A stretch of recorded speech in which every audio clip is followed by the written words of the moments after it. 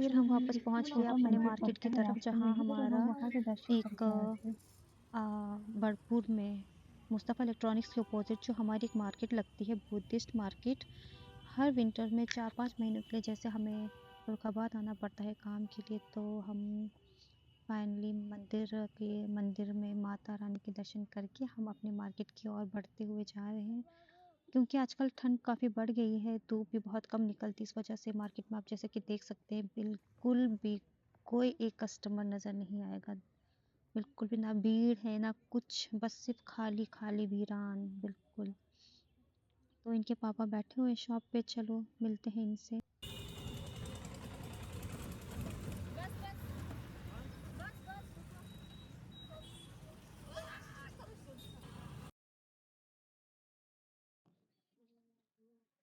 तो जी हाँ, मैं हूँ फरुखाबाद में, और थोड़ी दूर में हम हमारे मंदिर भी पहुँचने ही वाले हैं, तो बने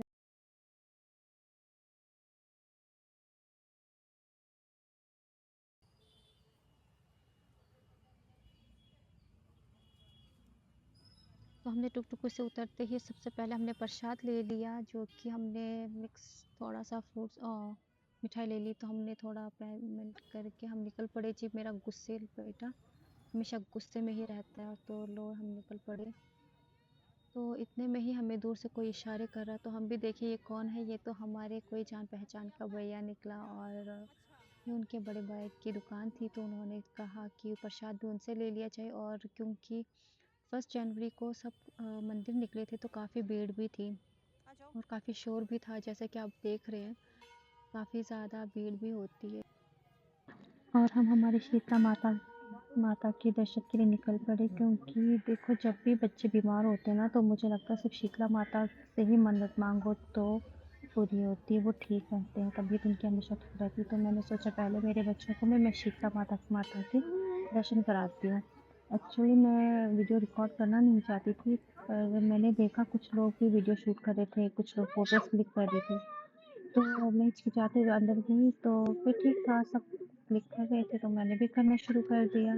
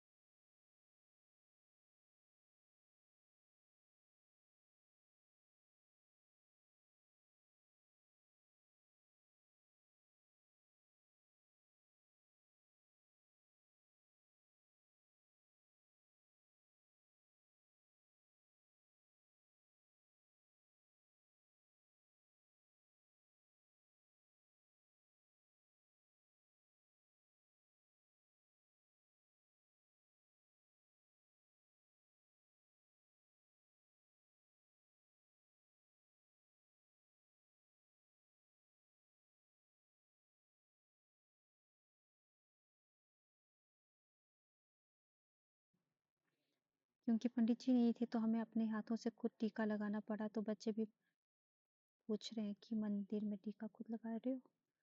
तो चलो फिर यहाँ से हम निकल पड़ते हैं आगे की तरफ, आगे के दर्शन के लिए।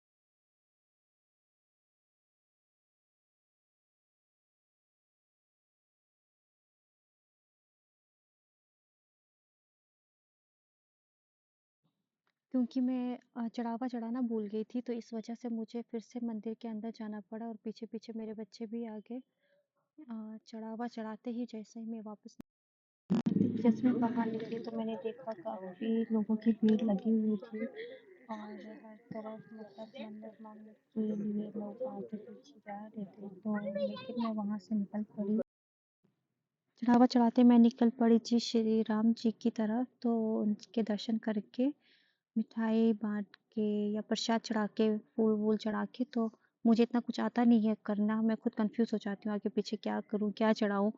तो शर्म भी आती है क्योंकि बाकी लोग तो सब कुछ कर रहे थे जैसे भी करना है, तो हम आगे बढ़ते हुए चले गए बजरंगबली की ओर।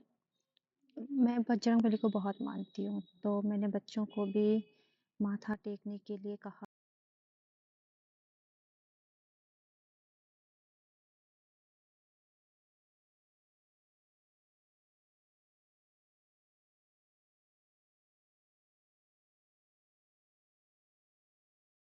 और बजरंगबली के दर्शन के बाद हम चले गए श्री नीम करोली बाबा जी के दर्शन के लिए। इनके बारे में मैंने 4 साल पहले सुना था और कुछ महीनों के बाद ही शायद इन्हों का ही मुझे बुलावा था जो मैं कैंची धाम हो आई हूँ और वहाँ से फ्री होके निकले। देखो एक माँ की ड्यूटी बच्चे कहाँ मानते हैं, उनको भी घंटी बजानी थी मंदिर की। तो बस जी हो गया हमारा।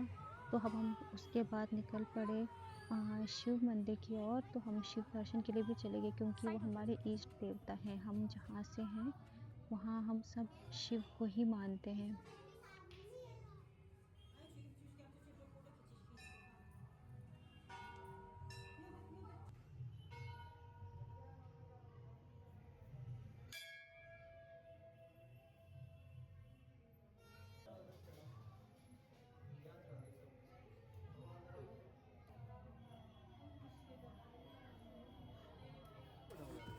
तो हम शिव के दर्शन करके निकले माँ काली माता के मंदिर।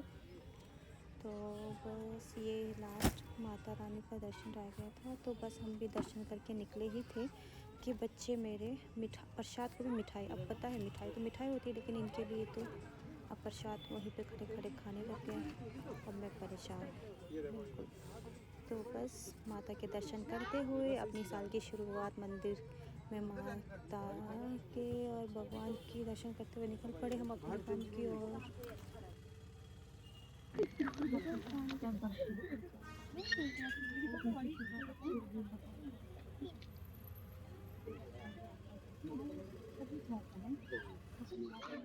उसके बाद हम फिर से वापस निकल पड़े अपनी दुकान की तरफ और देखो हमारी दुकान की दुर्दशा।